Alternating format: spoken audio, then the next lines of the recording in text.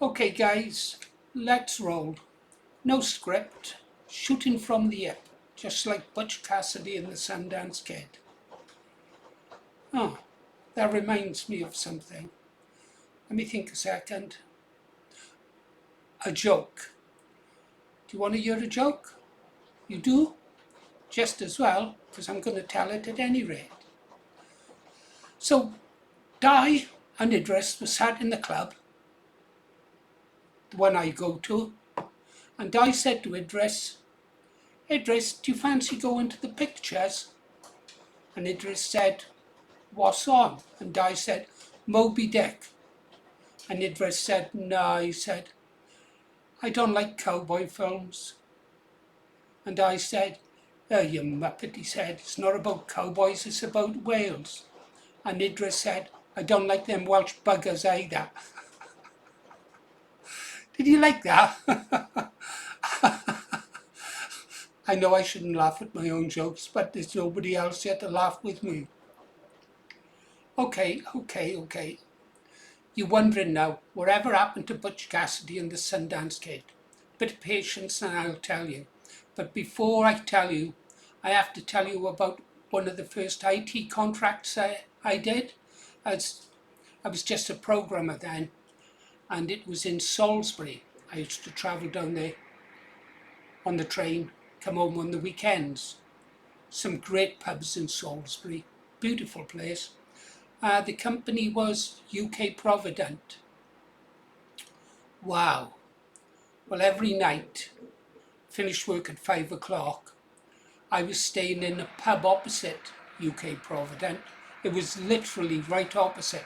So at 5 o'clock, I'd go over to the pub and I'd drink myself stupid every night. And that pub didn't worry too much about opening hours.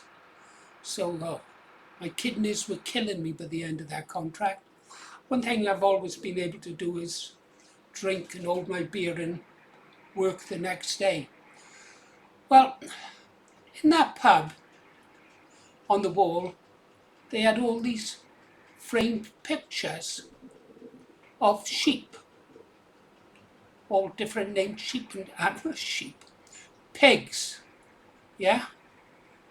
Huge pigs. They were massive creatures, and we'd get a lot of American tourists coming in, and they'd always ask about the photos on the wall and the grand names these pigs had. And the landlord used to wind him up and say, that'd be Big Tom. He's Wiltshire's most famous racing pig.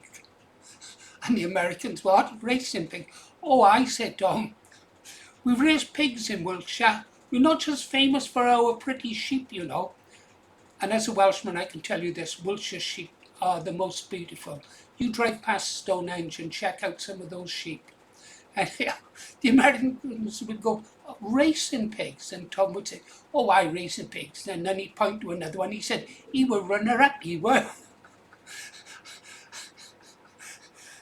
And the locals would be there looking down at the bar, trying not to burst out laughing. I was a great pub. Spent a lot of time in it. What else happened there? Oh yeah, so while I was with UK Provident, they were taken over by Friends Provident. I was designing and I had just finished programming in Ashton Tate's DB2. That was a forerunner to Database 3, which was taken over by, wasn't it, Microsoft or whoever took it over, but it was Database 2 then. Early deaths claims analysis system. That was interesting now was, the purpose of it was to find out how many people committed suicide and when they'd taken out an insurance policy prior to taking their lives. It also recorded the manner of their deaths. And that was not so funny. Not so funny at all. I didn't know there were so many ways a person could end their life. I'm not going to use any of the methods I saw in that database. Anyhow, just as we'd finished our system, I'd started to learn level 2 COBOL. And then, I think it was on a Wednesday, a guy walked in, well, with a small army of guys following behind him, and said, right, he said, we're closing down, we've been taken over by Friends Provident. They merged, yeah? There'd been whispers, but we hadn't been told. And literally, we were thrown out of the office, or given a short period of time to empty our desks. As a contractor, I would have been paid up to the end of the month according to the terms of my contract. Anyhow, that was quite interesting. And somehow or other, an entire set of level 2 COBOL manuals I'd forgot was in my briefcase. So I learnt level 2 COBOL at home during the month I was still being paid. That office was gutted by the time UK Providence staff had left that day.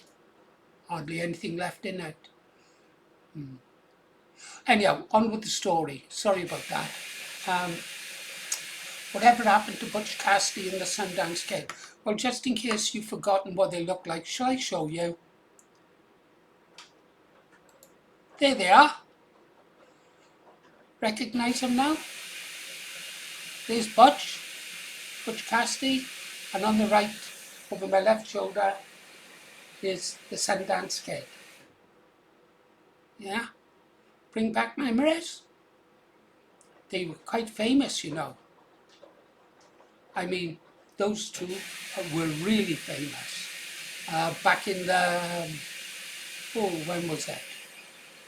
Would have been 1998, you must remember. Anyhow, come on, let's have a look at the story. Is that what happened to Butch Cassidy and the Sundance Kid? Did they escape? Let's have a look. There we go, the Tamworth 2. These were racing pigs, by the way. They'd been bred specifically for racing. Well, actually, I'm telling porcupines there. They were actually on their way to slaughter when they made a daring escape. I'll redo the story, shall I? Or you can read it yourselves. Butch, a sow, and Sundance, a boar, were sister and brother Tamworth Pigs. Both were 5 months old when their owner took them by lorry to a abattoir in Malmesbury on the 8th of January 1998. Just after they were unloaded from the truck, the 2 pigs escaped by squeezing through a fence and swimming across the River Avon, escaping into nearby gardens. They must have had it planned, or had help from the outside.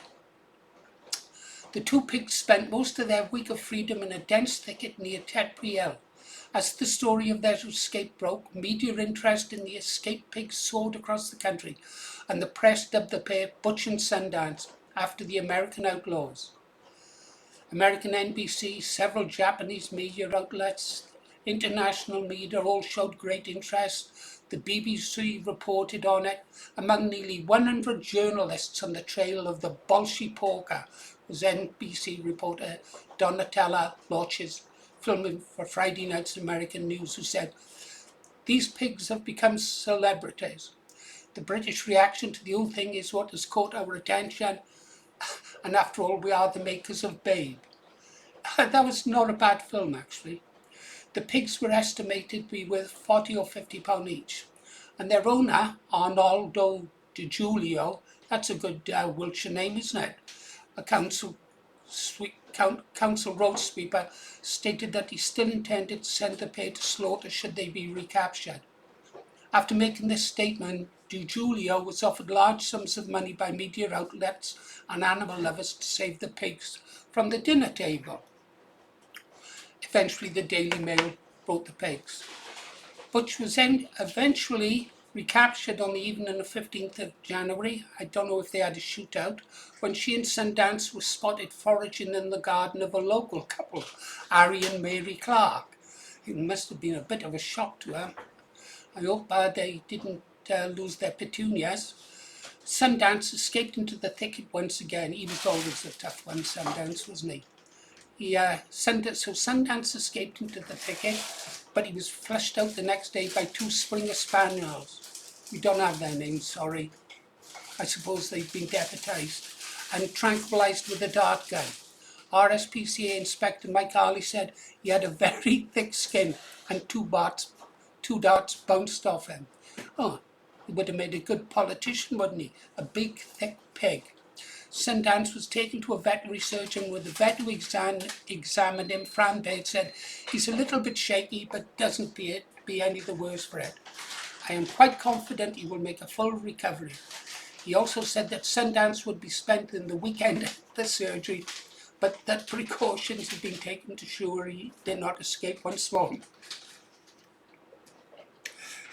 There are padlocks on the doors which are more than 6 feet high and chained together. He's obviously quite bright. He's foxed a number of people for a number of days. I don't want to spend another day chasing around Malmesbury. Afterwards, it discovered that Sundance was a crossbreed and one of his parents had been a wild boar, possibly explaining his rebellious temperament. In June 2004, a campaign was launched to create a statue to commemorate the Tamworth Pigs with a sculpture trail along the River Avon. They lived at a rare animal breed in Ashford in Kent. In 2009, Reader's Press Gazette voted the daily coverage of the Tamworth Pigs 25th in a list of the best British journalism scoops of all time. This was back in the day when we didn't have foreign invaders sexually abusing our children or driving cars into Christmas carol singers. Oh well. It may seem like a fun animal story, but at the time it was deadly serious. It was the most important story of the week by far. You imagine that, guys, a time when 2 pigs on the run were the biggest story of the week. Yeah. I want that country back.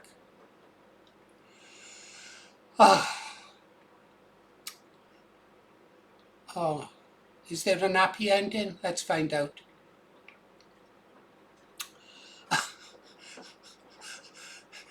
Started off copycat escapes then.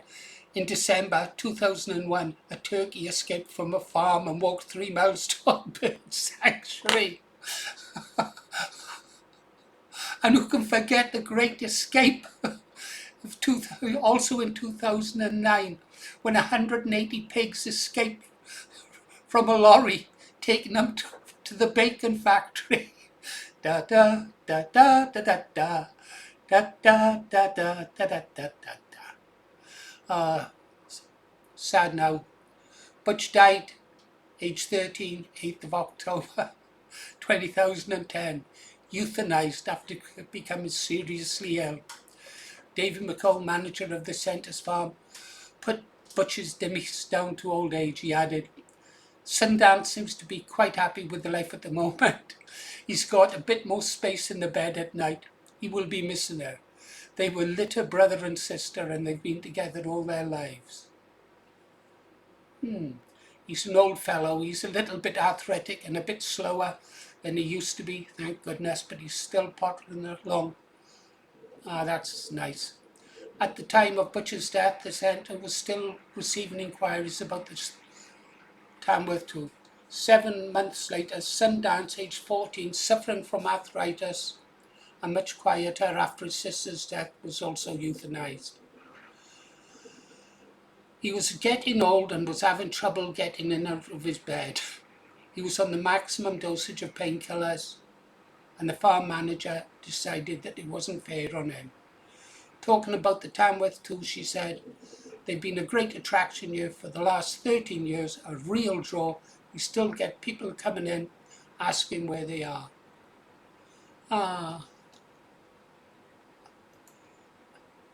Well, that's them in their prime before they escaped. Well, I hope you enjoyed that little story. I got fed up with reporting on all the doom and gloom, guys. I think if I had to type out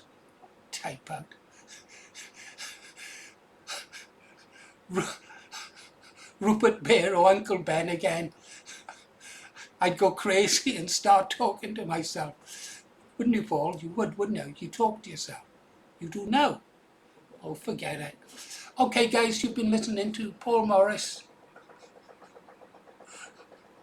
the Green Arrow, and no, I haven't been on the rum again. I learned my lesson last time. Fell over and bumped my head, remember? See you on the next one, guys.